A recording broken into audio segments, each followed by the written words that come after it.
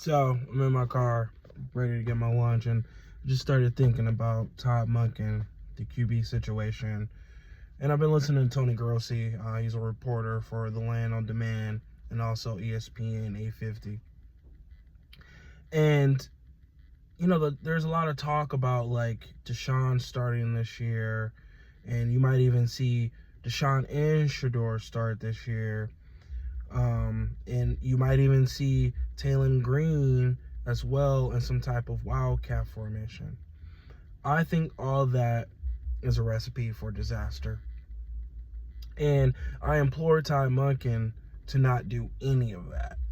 I think it's in the best interest of the Cleveland Browns to start one quarterback. Let it be Deshaun Watson, Shador Sanders, Dylan Gabriel, Taylon Green. Whoever it is, let them play the year or the majority of the year. Let them see it through. Because you got to know what you have. And a lot of the reporters in Cleveland, like Tony Grossi, are leaning towards Deshaun Watson for obvious reasons, for the accolades that he did outside of Cleveland, that he never did inside of Cleveland. But that's another topic. Here in Cleveland, he has injuries, and we didn't get to a playoff, and we didn't have any successful seasons with Deshaun Watson. But that being said, he is the most, when healthy, as Tony Grossi says, if he's available, he probably is the best quarterback. I think there's a push to start Deshaun Watson from a managerial, operational aspect, because he has one more year left on his deal that's worth $230 million. But the question I have, and I feel like nobody's really talking about, is how much of a leash Todd Monken has. Are they going to give him 3 years to get this team together? Are they going to give him 5 years?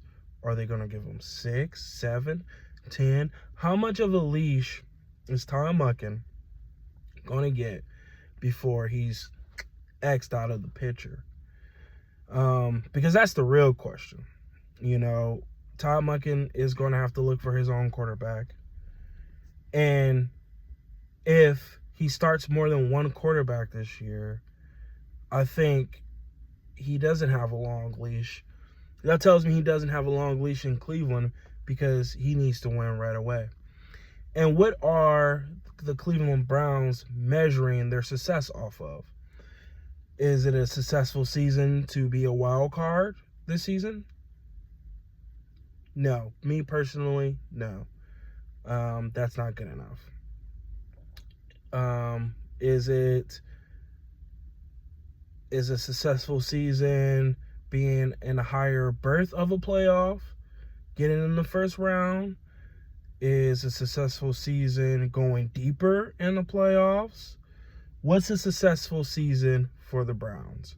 That is the question I wish reporters will ask management, head coaches. Like, in your eyes, what is a successful season? Because they can always say the Super Bowl, but that's not happening this year. But with the right tools, game planning, and a plan, maybe it could happen in 3 to 5 years for the Cleveland Browns. But what are the Browns going to measure their success off of?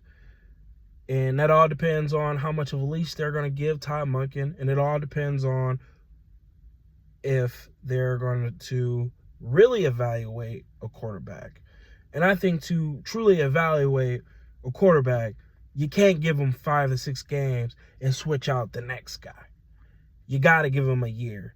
I don't think any successful team just flip-flops quarterbacks. That's not success. So those are my thoughts on the quarterback situation. And I really think it all depends on the operational management and how much power and control Todd Monken actually has. And I think that reporters, just as the reporters believe that Deshaun Watson is a viable option, I think management thinks he's a viable option. And if he's healthy, we're going to see Deshaun this year. And if we do see Deshaun this year, he should be the quarterback for the entire year. Why not? It's in Shedeur Sanders' best interest. It's in Dylan Gabriel's best interest. They've only been in a year for 2 years. It's in Taylor Green's best interest.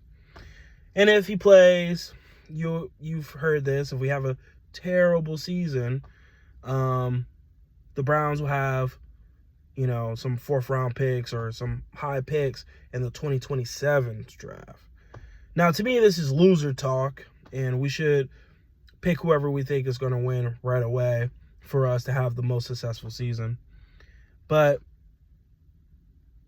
and then in 2027, reporters believe that the Browns could choose another quarterback.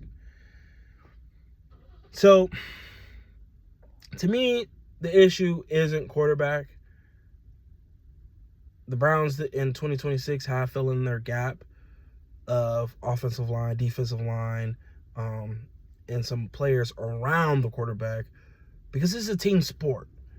But I really hope that the Browns don't choose a quarterback in 2027 and they continue to build around the quarterback position until they fully evaluate and give these quarterbacks a chance to actually play football and have the leash to learn in the NFL. That's my piece.